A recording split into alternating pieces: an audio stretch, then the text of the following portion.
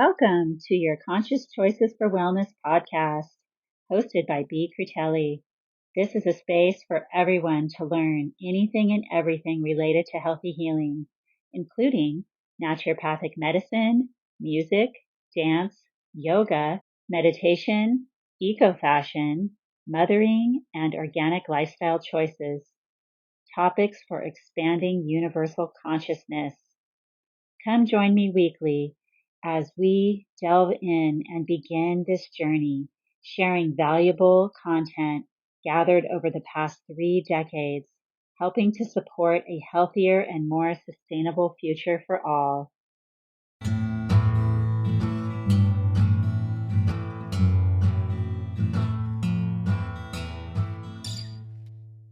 Hello and welcome everybody to the second week of January. Today is the 11th, which is an angelic day, of course, being 111. And hopefully the angels are all over Los Angeles. It's devastating to know and to see what is happening so close to home. I do not live there, but my oldest son, my firstborn child, lives there. He moved there, which is a story I may tell someday. It's a very interesting, fun story.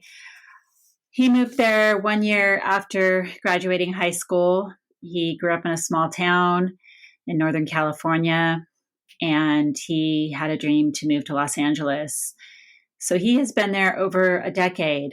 He actually left for a few years and went to Florida because his wife now, who he met in Los Angeles, is from Florida. And so they've spent a few years back there as well. But they're back in Los Angeles the last 3 years or so. And he's been there for most of a decade.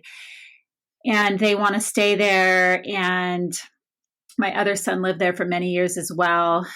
And I've gotten quite familiar with LA. I used to actually dread LA and was really anti-LA for different reasons. But I have come to have a special place in my heart for Los Angeles in the last decade. And I am more a San Francisco girl, a NorCal girl. I live up in the Bay Area, but my heart breaks. And I was going to, of course, be doing this episode on a different topic, but I just could not. I had to do it in honor of what's going on out there right now. So, as wildfires or fires increase every year in California, which is where I'm from, I have been here for going on 50 years now. I feel more need to speak out about this devastating reality. Yes, this has been hitting home more than ever and is affecting my friends and family more than ever before. Arson has always been an issue. I remember being a child growing up in Sacramento and hearing about these little arson fires. You know, there wasn't really so many wildfires back then, but you'd hear about arson fires almost more than you would the wildfire outbreaks, which they were usually much smaller and get put out sooner. Even carelessness with fire, in my opinion, is arson behavior. Winds are winds. They have come and gone forever, but are they changing? Is it getting more windy out there? Are the winds blowing stronger than ever before? Like other elements are getting stronger? Signs from nature are fucking real. The bottom line is we have less water, especially in cities like Los Angeles, because there is less rainfall and more humans. Now, when this is not a so happy new year for Los Angeles anymore, Beginning after the first week of 2025 came to an end, who knew what the fuck was happening? Was it just the winds again? Those darn Santa Ana winds? Blending with the dryness of the climate, no rain for 8 months straight?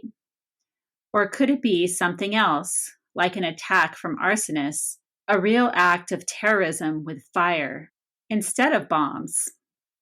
Maybe it's a combination of windy conditions mixed with a very dry land, which is ready to catch fire by whomever wants to light it up. According to an article written for the LA Times, ironically 3 days before these endless fires begun, quote unquote, California is entering the fourth month of what is typically the rainy season. But in the Southland here in California, the landscape is beginning to show signs of drought. The last time Los Angeles recorded rainfall over 1/10 of an inch, which is minuscule. Okay, the minuscule part I just added. The threshold that officials typically consider helpful for thirsty plants and the reduction of wildfire risk was May 5th. That's last year. That was 8 months ago, over 8 months ago now, when downtown received just 0.13 inches of rain. Okay, that was the most rain that they got in the last over 8 months now.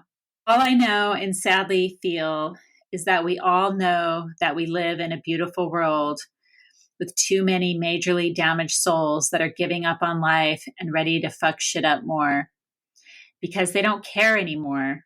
They have been mistreated and have lost any hope. On the larger scale of the powers that be, with more money than you can ever imagine, than the rest of the 97% of us, there is still denial of climate change happening all around us.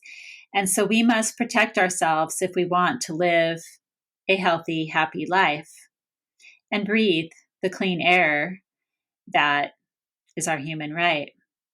So I'm going to discuss ways that we can strengthen our lungs, heal damage that's already there, and for prevention, which is still always best.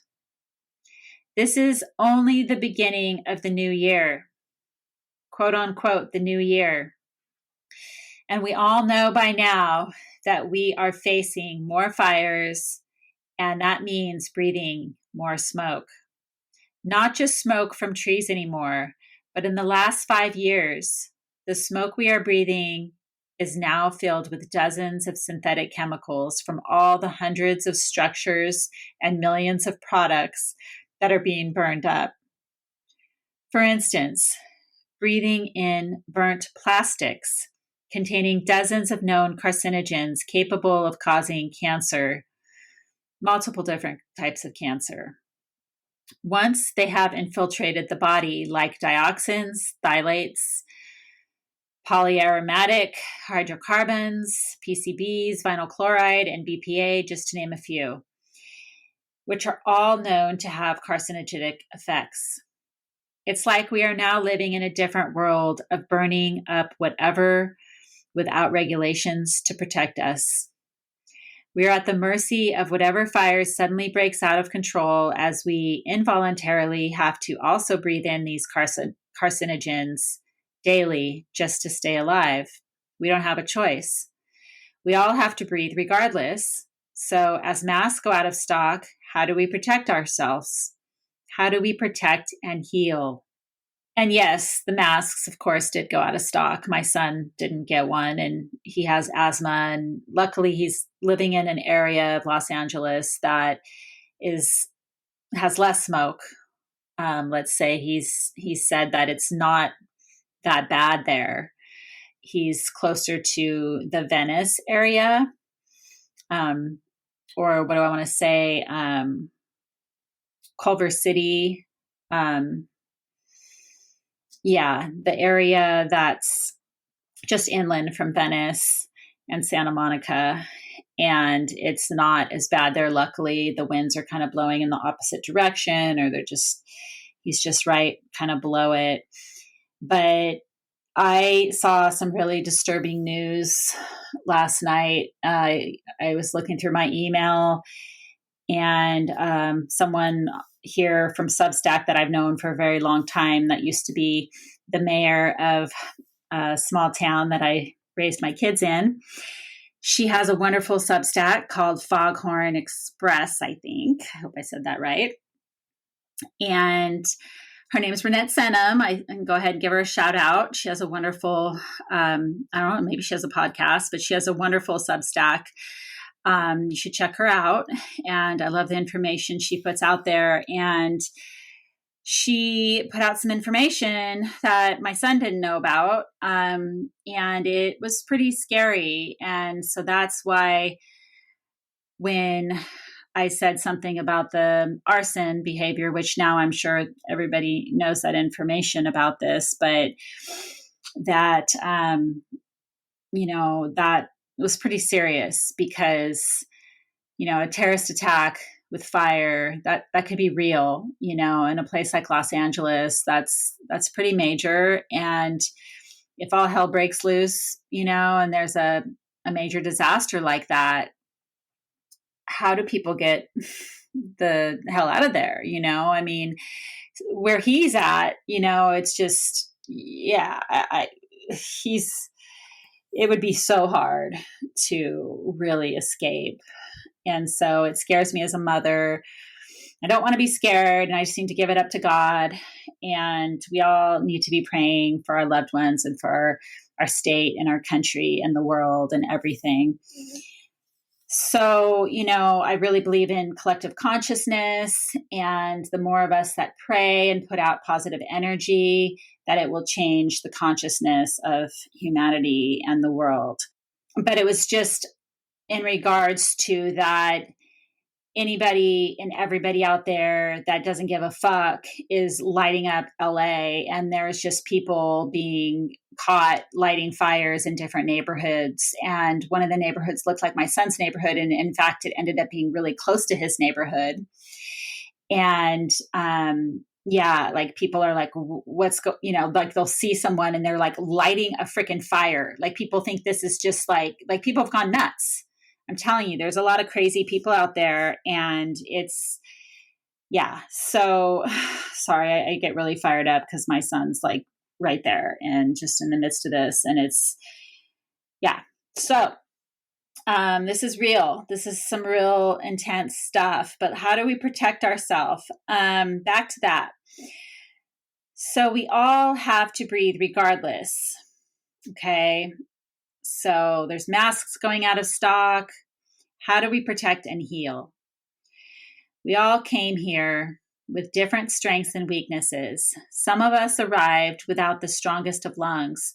All three of my children came into this world with their dad's lung genes, let's say, as they all have suffered asthma, which their dad also had. Asthma seems to get better as you age, for some, thank goodness. I always thought I had amazing lungs, especially coming from a home where my dad chain smoked around me without a care. I actually think he thought it was good for me. I'm not even joking. I used to smoke as a teenager, a little bit, tobacco and then clove cigarettes. And then I quit by the time I was in my 20s, when I was, starting to get pregnant and have kids. Of course, I wasn't going to smoke anymore. And then I became really super health conscious. I also quit and, let's say, hardly ever smoke cannabis anymore, since I became aware of having a lung condition about 10 years ago called pleurisy. Pleurisy is a condition that causes inflammation and swelling around the lining of the lungs when irritated by things like mold and smoke. The first time I felt my lungs hurt from smoke was during the Sonoma-Napa County fires around 2017 to 18. I had felt this pain, more like an ache, before in Maui due to black mold exposure, and then again in 2018 in homes with black mold toxicity. It's not a great feeling when you can't even breathe normally and have pain in your chest. I remember all too vividly when my own children had trouble breathing deeply, when their little lungs would become inflamed by any toxic or foreign matter. I would always be massaging topical herbal chest rubs over their lungs and in between their scapulas on the upper back, making medicinal lung opening teas with mullein, elecampane, horehound, and osha, which are extremely bitter. But I was just desperate as a mother to keep them well and make them better, as well as using essential oils of eucalyptus, peppermint, and thyme to help them breathe better in vaporizers and baths. Lobelia was and is a lifesaver for asthma, but use it with caution. I'm sure so many folks out there are feeling not just the emotional devastation of their homes and community burning to the ground, but also struggling with physical pain from involuntarily having to breathe in toxic dust particles. Here I'm going to go over a few products that hopefully you can order online, find in an herb shop or a local natural food store. I have found that Wish Garden makes a wonderful tincture for healing my pleurisy called Deep Lung. It's used for bronchial support. It contains elecampane, angelica, yerba santa, yarrow, mullein, hawthorn, yerba mansa, garlic, and osha. Now, I just want to say that osha is an endangered species.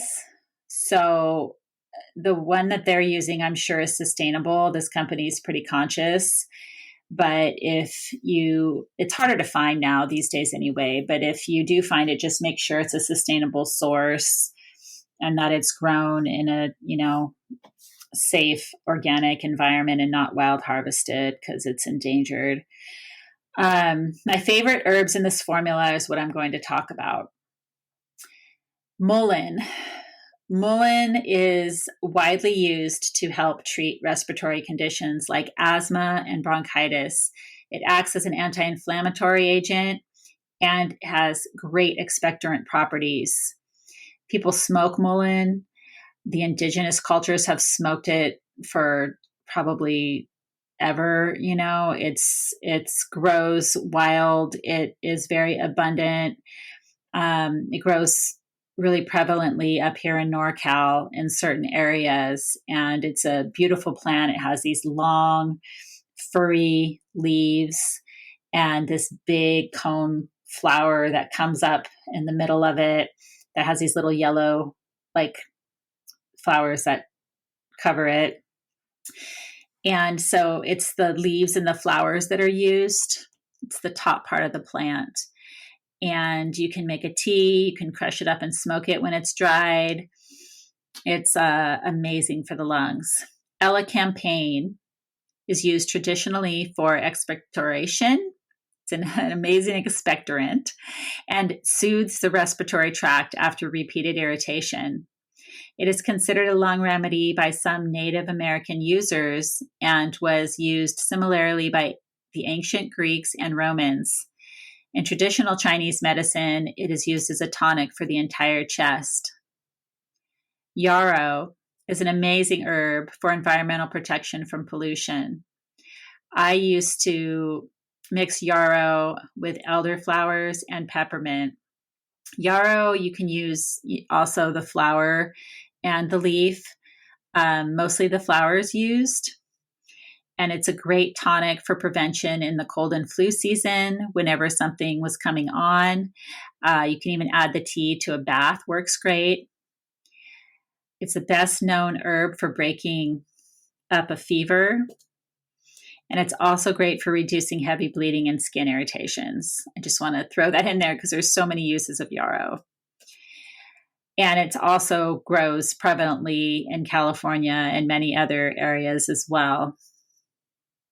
Yerba Santa is a distinctive shrub native to the chaparral and woodlands of California, Oregon, and Arizona, known for its aromatic leaves and resilience. It is great. It's a great lung support herb, helping to open up the lungs and clear out mucus, easing congestion. It's used for mucous membrane health because of the flavonoids it contains in the plant that soothe and strengthen irritated mucous membranes. Plantain is another indigenous little plant that grows everywhere. You see it a lot when you're on trails, and it's kind of growing along the sides of the trail, and it doesn't get like super tall. It has these long, narrow leaves, and then this one little flower that comes up in the middle that has the little furry seeds at the top, and that's where the psyllium comes from. You've heard of psyllium fiber or psyllium husk. That comes from the plantain plant. And the plantain herb has been used throughout Europe and North America to support a healthy immune response, strong lungs, and to clear the respiratory system. Naturally, it contains a mucilage and has moist cooling properties that are inherent to its ability to support mucous membrane health by soothing irritated tissues.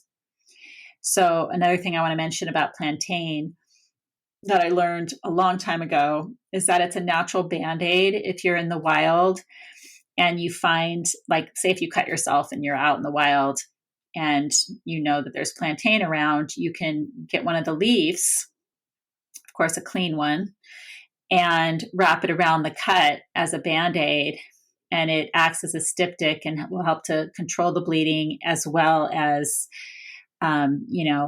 support soothing the irritated tissues.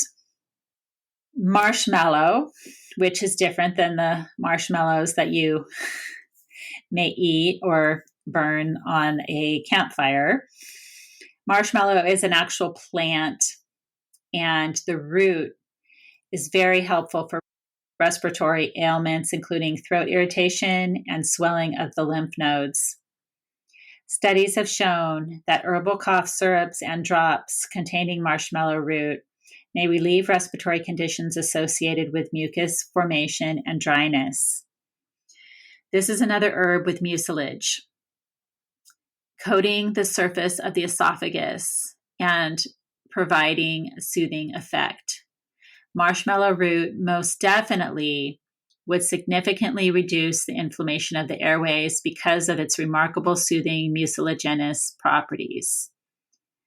And then the last herb is called yerba mansa, and that's an herb that they put in this remedy that I love, the deep lung.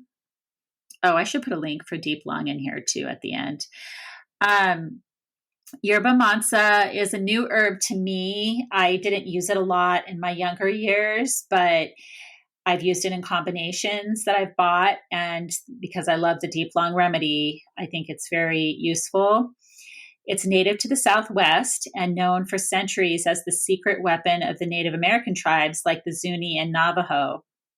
It's one of the only 2 Native American plants to catch the attention of modern researchers for its medicinal potential. Traditionally, it was hailed for its ability to tackle stagnation in the body. So that's when your body systems slow down.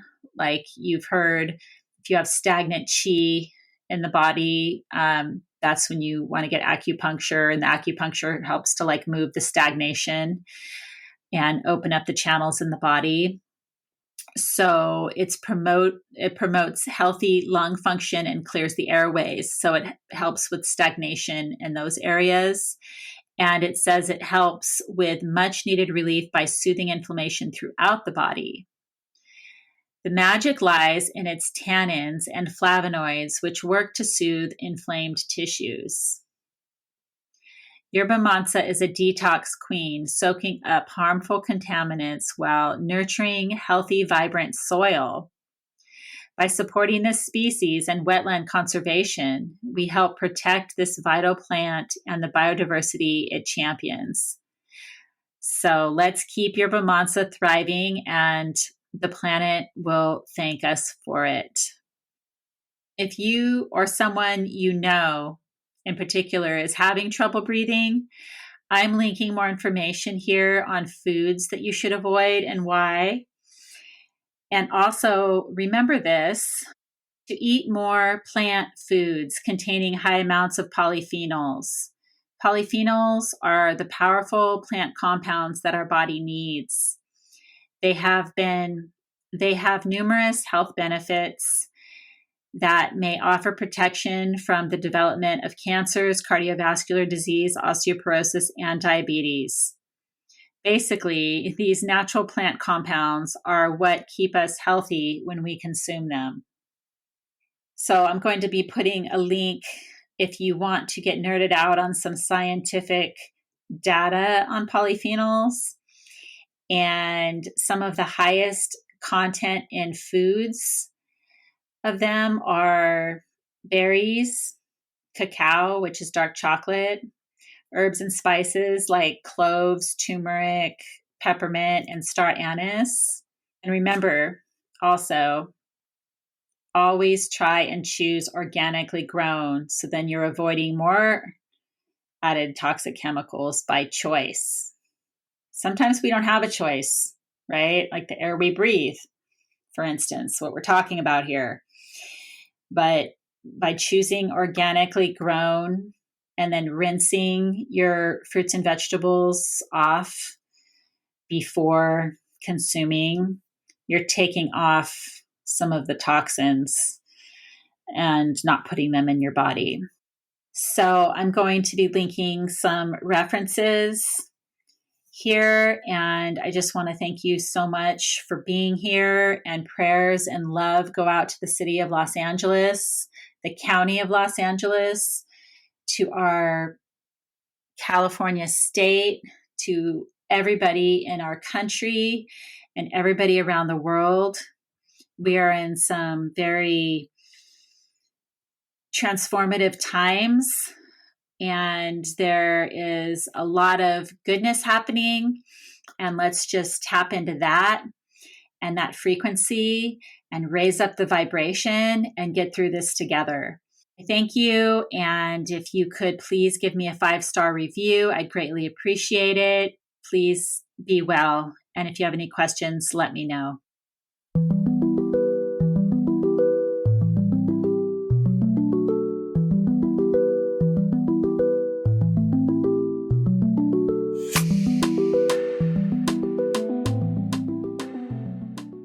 Thank you all so very much for listening today. I genuinely hope that you learned something, and I invite you to join me each week so you never miss a conscious wellness beat. This podcast holds a special place in my heart dedicated to my evolution here, my passionate mission to spread more consciousness for the much needed wellness on Earth. Come join me as a guest as well. Let's collaborate, making change for future generations.